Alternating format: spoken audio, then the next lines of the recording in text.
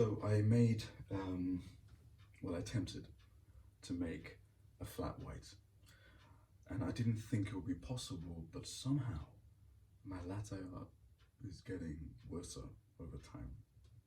I mean, seriously, what is that? But it tastes good, and that's the main thing. So life for me hasn't changed that much. Since we've been doing the social distancing thing and this pandemic.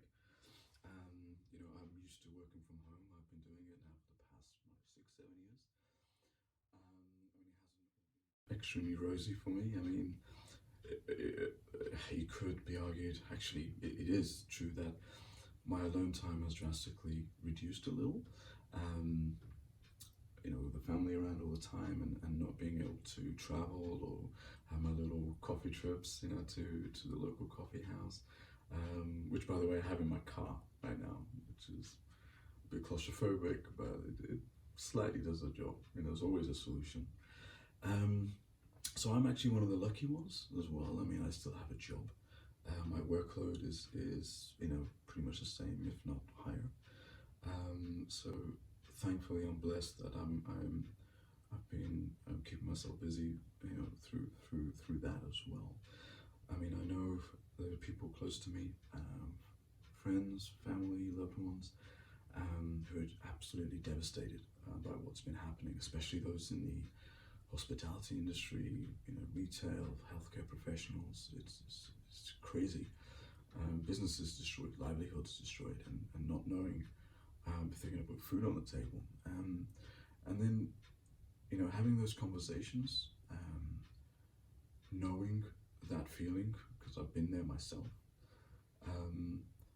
it makes you realize and makes you think, okay, there's got to be something we can take away from this, because there has to be, and there has to be something there that we all can do and can all instill as some core, if we ever want to try and survive this period, but also, I think more importantly, how we're going to cope with life afterwards, because life is going to change.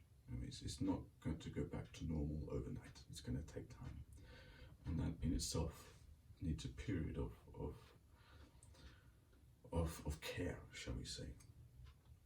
So what I want to talk about is a couple of those core ideals that I've learned, that came to my realization, and maybe you have as well, and maybe we can share some ideas on this. But before I delve into it, I gotta say one comment, and I truly believe this, and I know it's very easy to say, but I really think everything is going to be okay. Everything, when you read the news and the media, or even friends or people, it's hard to ignore, a lot of the extreme negativity is the end of the world kind of thing. But no, it's going to be okay. And maybe it's the eternal optimist in me, to believe that. But that statement that I said comes with a caveat. And it comes with a very big caveat. Everything's going to be okay, but in order to do that, we have to do something first. And when I mean we, I mean us as individuals, us as individuals with others that are close to us, and also to those who are not close to us. And I think this is where the trick is, and this is where the secret is, and this is what I want to talk about. So the first point, quite an easy one, is structure. I wrote an article, recently on how extroverts can cope with social distancing, and within that article, I talked about having a sense of structure, and that's not just for extroverts, it's also for us. I mean, I mentioned earlier my life hasn't changed so much, but I mean, the whole of last week, I have to admit, I was waking up a little later. I was dressed in my pajamas all week. I was ungroomed. I mean, I actually got ready for this, so thanks. You inspired me to get ready. Um, but slowly, I could feel my sense of structure could slowly disintegrate if I didn't act fast. And the structure is your basic to-do list, your time management, etc. And I had a lot of positive feedback from that article that it helped, and I think having that solid foundation of a structure can then structure yourself. It makes sense, right? Um, Ironically, one of the things within a structure was going to be my first video for this, but I think this is probably a little bit more timely and more suitable for where we are now. But embedded within the structure is another point, and the second point that I have, which I think is so critical at this time for everyone, is connections. It's connections, with those that are close to you. It's connections to those who are far to you. It's connections to yourself. It's not having those connections just present, but ensuring they're consistent. It's not good enough just having one little touch point and then leaving it. It's got to be consistent. And this can be enabled so easily now with technology. Technology is a gift. I mean, we have now voice calls, video calls. We can send a selfie of each other, just to make someone smile. Whatever those touch points are, those touch points are so critical now, because that little thing can, generate a smile. That smile generates energy to that person, and that can make the whole world seem a little bit better moving forward because of that connection that you have. And this is why we got to be consistent with that connection, to keep those smiles and keep that energy levels up for all of us. I mentioned connections not only with those close to you, but also those who are not close to you. And this video is an example of trying to have a connection with a person who's not close to me. And if this can help, fantastic. If it doesn't, great. I hope there's other people out there who can do that, can do it for you.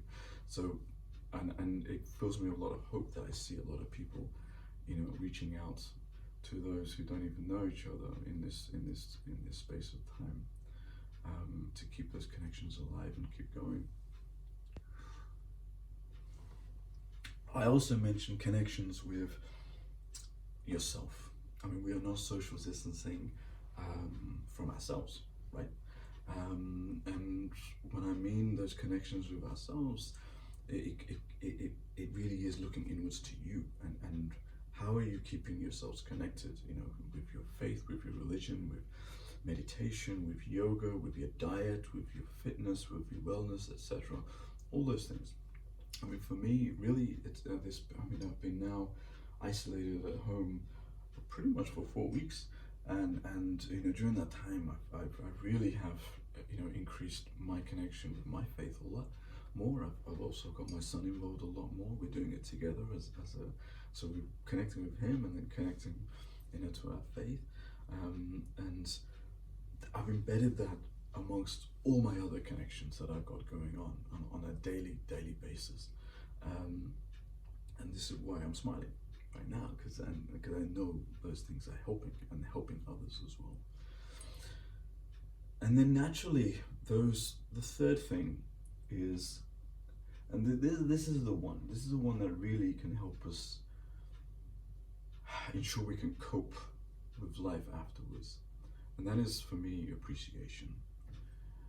What this pandemic has taught me is, irrespective of what race, what religion, what color, if you're rich, if you're poor, it doesn't matter. This virus is not prejudice. It'll get you. Doesn't matter. Everyone can be affected. And along with all those people that we have connections with yourself, along with structuring yourself more efficiently, so we're not wasting time, we're using this gift of time. surely should automatically generate a sense of gratefulness and appreciation for life. Um, that has to be one of the after effects and one of the positive impacts, of this, if I can say that. And maybe this is controversial, but if this is all said and done, and we, as a collective whole, as a collective humanity, do not have, a new appreciation for life after this, and then, quite frankly, I think we failed. I think we've failed as humanity if we cannot have that level of appreciation, or even a higher level of appreciation. But I'm willing to bet it isn't.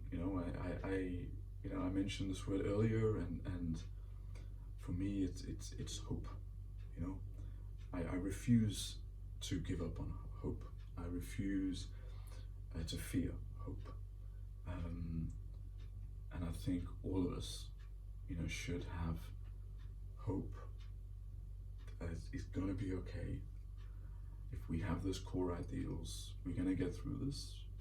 We're going to have probably a better outlook on ourselves, on our close ones, on our friends, on our professional side, and on life and others moving forward. Hope. Let's not fear it. So with that, I hope you have a great week, and thanks for listening. For you are still listening in this extremely long kickoff launch of coffee with me.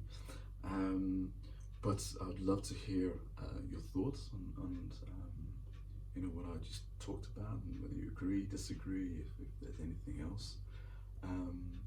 Drop me a comment. You can reach out to me on all the links that are on the screen right now, and let's keep our connections going. So stay healthy, and peace and love.